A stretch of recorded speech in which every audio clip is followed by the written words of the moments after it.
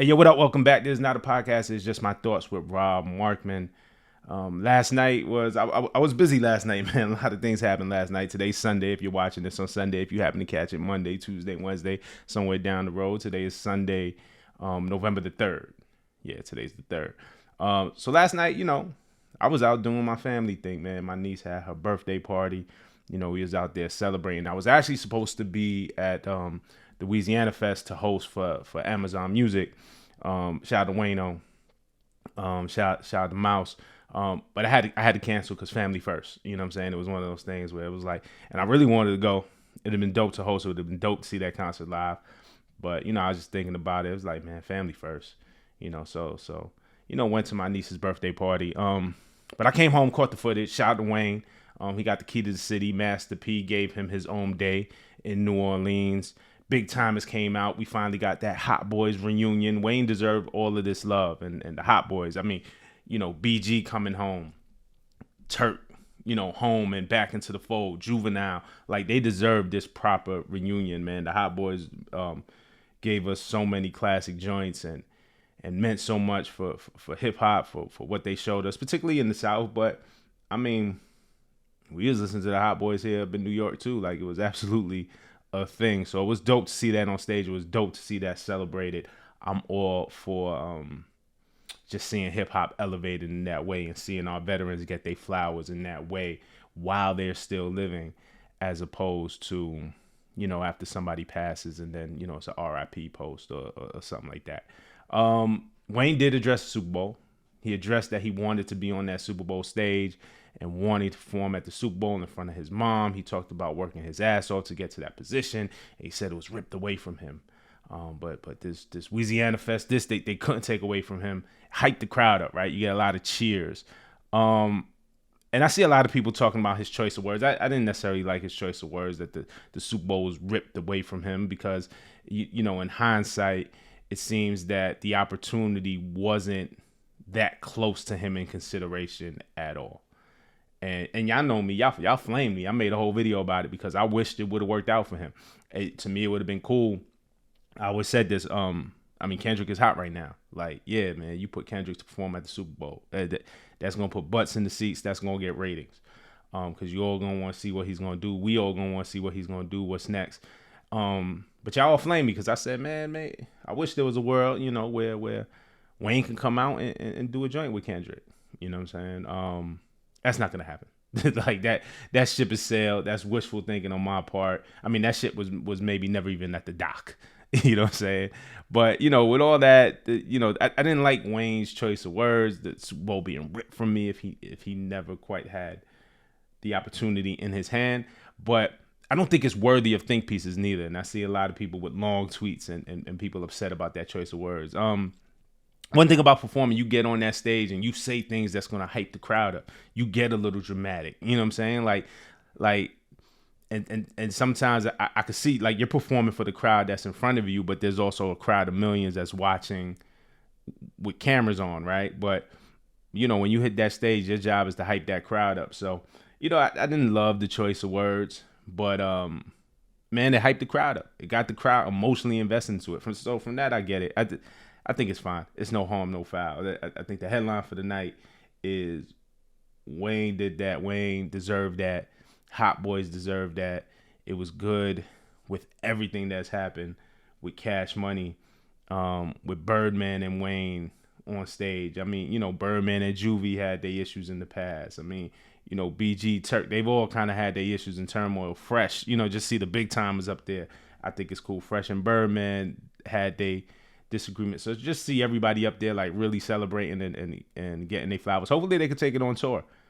That might be a cool ass tour. You know what I'm saying? So I definitely want to check it out. I'm sad that I missed it, but like I said, I caught the footage. Anyway, great night, great show, great for Lil Wayne, great for everybody involved. Well deserved. Shout out to the Amazon team. My man Wayno was there, man, and he was raving about the show. And so I'm sure he has a video that he's working on. So go check out Wayno's channel if y'all not. It's Wayno119, I believe, on YouTube. But check out Wayno's channel. Super dope channel. I'm sure he's gonna have a video on this. Okay, so the other storyline from last night was Drake at the Toronto Raptors game. as they hung Vince Carter. They hung Vince Carter's jersey in the rafters and they retired it. The Raptors were playing the Sacramento Kings, and the ceremony happened at halftime, right? Drake is a team ambassador, so he was in attendance. Of course, ex-Toronto Raptor, Compton native, DeMar DeRozan plays for the Kings now. You know, he's moved around a bit. He's moved to San Antonio, Chicago. He plays for the Kings now. DeMar DeRozan was a big part of the Raptors, and you know, DeMar was shouted out in Kendrick Lamar's Not Like Us. Again, he's a Compton native, right? I'm glad D Rose came home. Y'all didn't deserve him either. And DeMar was in the video. He was at the Pop Out concert. Prior to that, DeMar just being on the Raptors, Drake being an ambassador and a huge Raptors fan, and just the guy in Toronto, they seem to have a solid relationship. I mean, I can't necessarily speak on how either of them felt or the evolution of that relationship, but they seem to have a solid relationship, and Drake felt betrayed, you know. In July, you know, betrayed because, damn, man, like, you my man, and you in the Not Like Us video, like, this song is dissing me, they call me all sorts of names, pedophile, da, and you gonna be at this concert dancing to the song, and I get feeling away. I get it, but at the same time, DeMar's from Compton. Like, that's home. That's hometown. Like, so I don't know the nature, the true nature of their relationship, right? But in July, DeRozan told Jason Anderson, I'll read this quote, of the Sacramento Bee, because he's in Sacramento now. He said, "Drake's still my man, none of it's changed. It's so easy to get overlooked and look at it for what it looks like. But at the end of the day, it's music, entertainment. Two of the biggest rappers in the world went at it from a competitive standpoint, and they battled it out. That's what you want to see as a fan. Kobe playing Jordan one-on-one and see who wins. See the trash talking, and whoever wins out of that, you're still going to have the debate. So that's all that is." So, so this is DeRozan's quote, right? And so, you know, I mean, it might be a simple. I don't know if he truly kind of feels like that or what it is, but that is the answer that he gave. He's looking at it from a sports perspective, but it makes sense. He's a sports fan. This rap thing is competitive. Most of us, if I'm being honest, most of us are looking at rap like a sport. We say it all the time, rap is a sport. It's a sport. You got to compete. You got to compete. Of course, personal things were said. You know what I'm saying? So I get Drake feeling away. I get why Drake would feel away if I thought that was my man and I see him on the other side in the video. I get it. So, but what happens last night, you know, so Drake is in the broadcast booth as he normally is. He's normally, you know, he's no stranger to the broadcast booth at Raptors games. And he said unprompted, like, this wasn't a question. Nobody asked him. They were talking about Jessie Reyes. Drake was like, "Put the camera on Jessie Reyes. She's a national treasure." And I think the announcer said something like, "Speaking of national treasures," and you know, Drake interrupted him and said, "Oh, if you ever put up a DeRozan banner, I'm gonna go up there and I'm gonna pull it down myself." Is that what you that's what you're gonna ask me, right? The announcer was like, "I wasn't even gonna ask that." So DeMar had a funny response in the post game. He said, "Well, you know, he's gonna have a long way to climb to take it down. Tell him good luck." All right, you know, they threw a little shot at him. You know, funny, like, you know, whatever. But then there's video of Drake and Chubbs on the sideline, and it just looked like Drake was mean mugging him, mean mugging D Rose, like, aggressively. Now, to me, that feels like what comes next could be physical. I'm speaking purely from experience, coming from, you know, again, Flatbush, Brooklyn, man.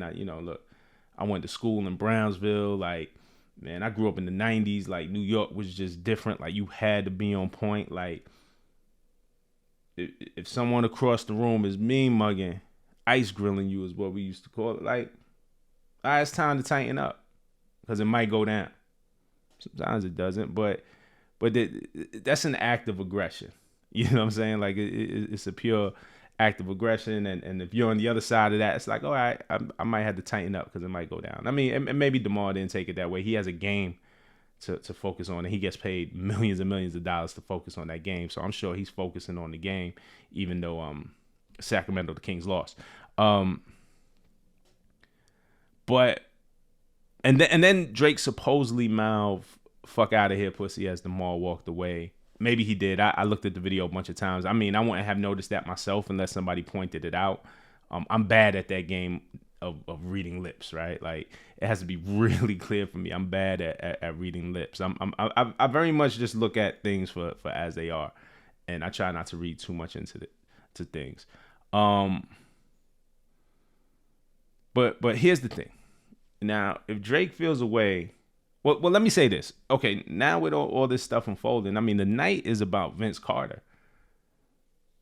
Look at what's dominating the headlines now. It's not about Vince Carter getting his jersey retired. There certainly are stories about that, but there's a lot of stories about Drake and DeMar DeRozan now. So it kind of takes away from Vince Carter's ceremony and his night, to me. And if Drake feels away, so here's my thing. If Drake feels away against DeRozan, because it's clearly more than rap to him. DeRozan is saying, yo, it's just rap. It's just competitive. It's like Kobe and Jordan. And it's clearly for Drake, it's not that. And again, I understand that. The record cut deep. I get it. So if he feels away and he wants to get at DeMar for real, and I'm not suggesting it goes there at all, but if he feels like that, and that's what he has to do, a televised NBA game is not the place to do it. Like, telegraphing that type of aggression at a televised NBA game isn't how you do that. Now, let's just say something happens to DeMar before he leaves Toronto. God forbid. Who's going to get the blame? We tell rappers all the time, yo, stop posting this stuff on Instagram. Like, police are watching. You posting it on Instagram. You're making it easy for police. Like, broadcasting that type of aggression, that type of energy during a national NBA televised game. It wasn't a national game, sorry. During the televised NBA game. Maybe it was. Maybe it was on NBA TV. I wasn't home. Might have been a national televised game. But during a televised NBA game, it's just even worse than putting it on social media. Like, everybody's watching. Which leads me to this. Nothing's going to happen. I don't think anything's going to happen. I don't think this is going to lead to anything. It shouldn't. I hope it doesn't. Nothing's going to happen. And it leads me to believe that this is all performative. This is all for the cameras. It's all for us to talk about. You know what I'm saying? Even the camouflage jacket on the sideline, it really looks like Pac in Above the Rim. Y'all saw that movie, right? The character Birdie, Pac is the coach in Above the Rim, but he's really a street guy. So, he's mean mugging plays. He's very aggressive on the sideline. Like, it very much gave me like Pac vibes in Above the Rim. And Pac had the scene with the camouflage. Drake had the camouflage jacket on. I could be reaching, but that's what it gave me. And I'm big on intent. You know what I'm saying, too? That's how it came across. It came across aggressive. It came across as mean mugging. It came across as a little bit of pocket above the rim. That's how it came across. Doesn't mean that was Drake's intention. But he has to be at this point now conscious of how his things come across. Because everything is a headline at this point. And I'm trying to get this point off without being disrespectful or piling on, because I think right now it's very easy to hate on Drake. It's very easy to pile on to Drake. But I'm really just trying to call it like I see it, right? And it looks like a bit of a Halloween costume, of a cosplay, of a skit. More so, it looks like it keeps him in the news. Like, it's a headline now. Now it's a thing. Like, he knows how this thing works. He knows how. Look, man, if dude farts in public, it's a headline, and everybody is covering it. It's just how it is. So these kind of microaggressions, the little joke, and then like the stare down, and then maybe mouthing to him, "Fuck out of here, pussy." Like, it gets the blogs going. It gets the social media attention. It gets the fans going. It gets the speculation going. It keeps you in the news and it keeps you in the headlines. And I don't think that is an accident. If you don't want to be in the headlines, if you don't, media gets vilified and rightfully so for the narratives that media runs with, right? But at this point, artists, like, how to play the game, especially when you've been in it as long as Drake. You know how it works. So there's also a version of this that artists are feeding into it, knowing media is going to react. Let me give them something to react to. and you can't complain about it. You know what I'm saying? There's a game being played, man. Let's real quick, and then I don't want to get too much into this, but the whole Future Drake back talking again, right? That whole storyline, right? Elliot Wilson reported that on The Bigger Picture. He said, you know, he had some intel. He had a source that said that Drake and Future have been talking, squashing the beef. And then, you know, that also comes after the Young Thug tweet about, you know, Drake and Future being back together and you know, like that his one. I forget what the exact tweet was exactly, but, you know, this has been building for a while. So Elliot reports that. And then Ack refutes that and says that he has a source that says it isn't true. There's a game being played. And I need y'all to understand this. Elliot is a seasoned veteran.